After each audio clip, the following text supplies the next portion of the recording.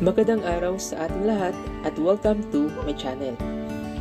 Ngayong araw ay mag-spray tayo sa aking tanim na ubas dito sa aming bakuran. Dahil ngayon ay tag-ulan na naman, so ano nga ba ang maganda at mabisang pang spray upang makontrol o mapuksan natin ang mga insekto at fungus na umaatake sa ating mga tanim na ubas. Kaya't halina't samahan niyo ako in this video. Don't forget also to like, share, and subscribe to my channel.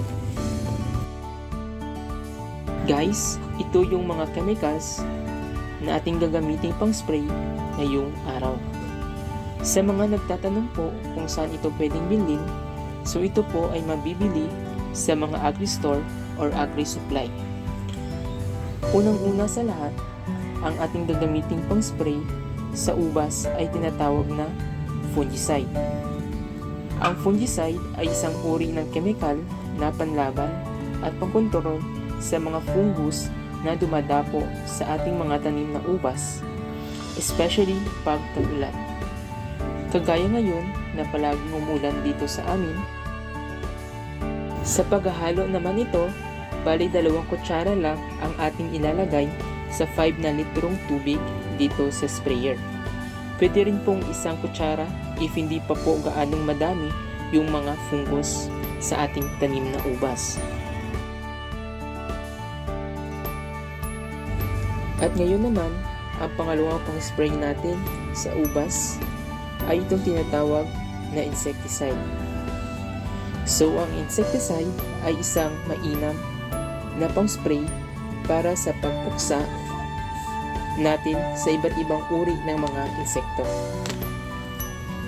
Dahil ang mga insekto, isa rin itong rason kung bakit pumapayat ang ating mga ubas sapagkat kinakain at binabutasan nito ang dahon ng ating ubas.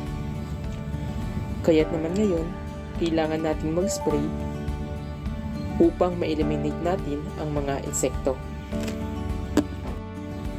Sa paglalagay naman nitong insecticide, kailangan natin ng 5 ml sa 5 na litrong tubig dahil yung ating ratio sa paghahalo nito ay 1:1.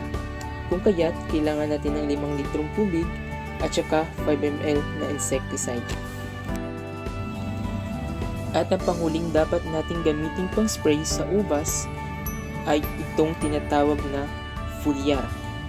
So ang foliar, ito ay isang mainam na pang spray upang matulungang lumago at tumaba ang ating mga ubas at para rin gumanda ang dahon nito. Sa paghahalo naman ng foliar dito sa ating sprayer, same doon sa insecticide na 5 ml rin yung ating ilalagay.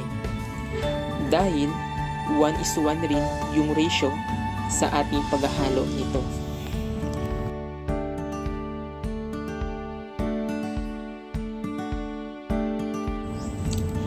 Ngayon naman, sa paglalagay ng tubig, yung ating kinakailangan na panghalo ng tubig dito sa sprayer ay 5 litro.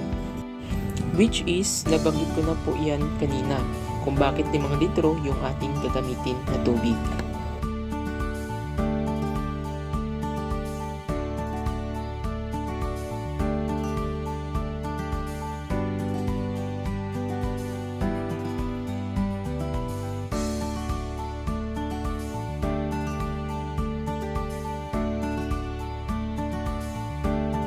Ngayon ay natapos na rin natin yung paghahalo ng mga chemicals.